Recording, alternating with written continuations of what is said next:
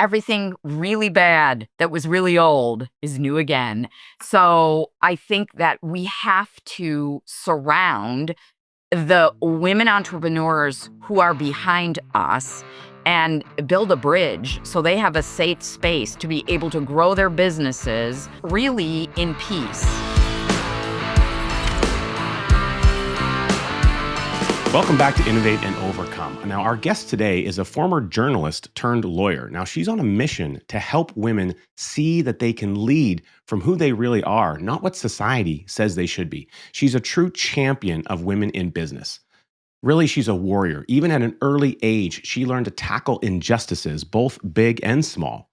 Now, she's been talking tough and hanging out with the boys in newsrooms, boardrooms, and courtrooms for a good chunk of her life, and we're excited. Welcome to the program, Juliette Peters. Thank you, Richard. So happy to be here. Yeah. When you say all of those things, it makes it sound like, was that me? Did I do all that's Well, you didn't show up to the TV show wearing a cape, but you may have been walking through your life to some degree with one. And I'm excited about this conversation. Of course, I think it's incredible. There's so much value for and growth really in female entrepreneurship taking place these days, but it hasn't always been the case. And being that you've been in the business realm and in all these different types of environments, you've almost gone through somewhat of a, I don't know if I would say a reinvention to a point at multiple stages of your life. absolutely. And Yeah. so if we were to rewind the tape a little bit and go back to some of the early days, when did you start to recognize and notice, Juliette, that maybe you were operating at a different level in the environment that you were in? Because if we take yourself back to maybe your youth or some of the early stages, it hasn't always been a predominantly fun experience for females in different areas of the workplace. Let's be honest about it. No, but I think, Richard, that's really interesting that you asked that question right off the bat, because I have to say that even though I spent my high school years in a religious education at a Catholic all-girls school, that actually probably is what empowered me. And I am grateful every darn day that in high school when I was growing into myself, growing, my self-esteem, that I was doing it in a predominantly female empowering environment. We can debate whether or not same-sex or single-sex education is good, bad, or indifferent. I'm not here to really talk about that. But for me personally, I have to say that I don't ever recall a time where anyone at that school said you couldn't do it, Mm. right? And I think they were used to turning out really strong women. And there were 500 people in each of the class, 2,000 women in that high school. Wow. Right. And we were surrounded by a lot of female educators, all of whom were really kind of transformative in the Mm. way they approached how you as a woman could lead, even though the environment was pretty traditional, right? Mm. So I think that I would have to say it starts there, Mm. right? And in terms of, my professional background, I've never really suffered from a self-esteem issue, probably because in those formative years where I could have, dumbed it down, if you will, I didn't, because Mm. I was in an environment of empowerment, Hmm. right? Which is why it's so dang important for, younger women to be in those kind of supportive environments, because that really sets the table for what happens later on. And then, in terms of my career trajectory, I started in a very heavy male-dominated journalism was not super integrated in terms of women when I was in there. There were a lot of women in the newsroom, but a lot fewer than you would expect. No camera people that were women, no editors that were women, very few, producers that were women. There was some on-air staff, obviously, reporters and such that were women, but it was pretty male intensive. And honestly, you had to hang with the dudes or you would not have survived, right? And so that has, as I'm looking back, some downsides, I think, long term, because I learned to get along and to take a lot of things that maybe I shouldn't have, Mhm. if it was today, had to deal with, right? But, if I saw someone else, of course, being subjected to that, I always spoke up. But for myself, right, I succeeded at higher levels by not being the one who complained too much, right? I Mm. took the jokes, I took the expectations, which were often lower. I took the limited path because it was all that was open, right? Mm.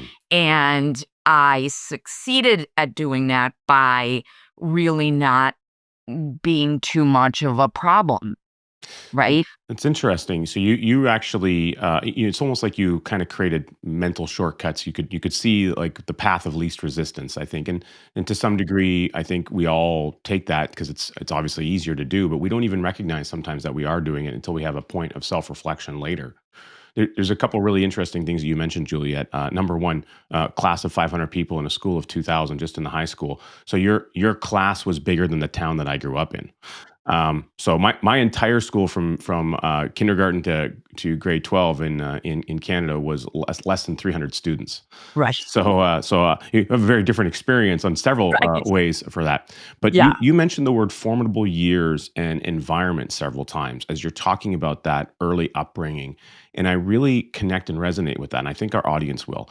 There's something about being these impressionable period of time in your youth Mhm. and how it sets the stage and the groundwork for everything because you're really building a foundation. And so what really becomes clear to me in your story is how important that environment that you were in shaped certain aspects of your behavior. Maybe it gave you a thick skin, as an example, to handle certain areas. You mentioned you have a great self-esteem, self-confidence.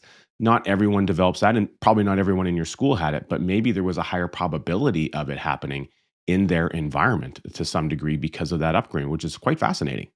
Yeah, I mean, I do think that, and this is an interesting conversation because I don't usually talk about these things because it's very early on, but Mhm. I have thought a lot about this in the years that have passed, which is those women that ran that school, nuns and lay people, gave us all a great gift in that they never allowed us to see limitations, Mhm. and always empowered us to reach really as high as we could, whether that be in the arts settings, which we've had a lot of successful, very famous people come out of that school, whether that be doctors, lawyers, scientists.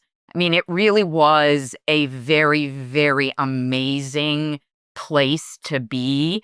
And like I said, I may not be the person I am today without that. And that's why it's so important to me that we do that, with that we have those educational experiences, particularly for women, because as you know, the research shows that you lose women, at sometimes at sixth grade, right? Mm. So that middle school, becomes a tough turn for women.